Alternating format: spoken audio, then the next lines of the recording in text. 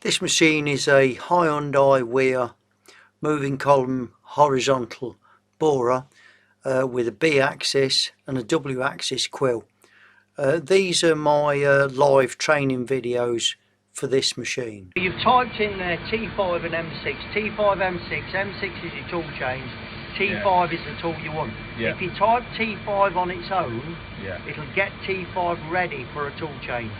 So you can on this machine just issue an M6, but I wouldn't recommend it because it will just tool change whatever happens to be there. So what you do in an actual program, you would preload your tools by putting T numbers in the part to get the tool ready. But then when you come to get the tool, you'll still put that T number again just in case it's not the right one. So T5 M6 will get me tool 5.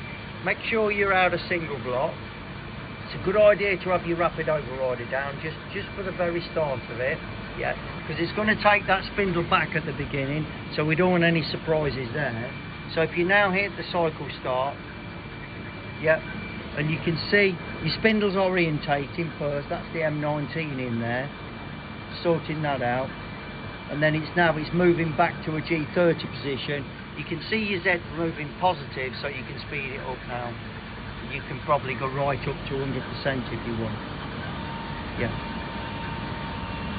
It's really, really important that we don't hit the reset when we're doing a tool change. And if you do, if there's any delays or anything, you can see your program on there because it is displaying the program as it does the tool change. So, and that's the real tool change in there where it says M6T5.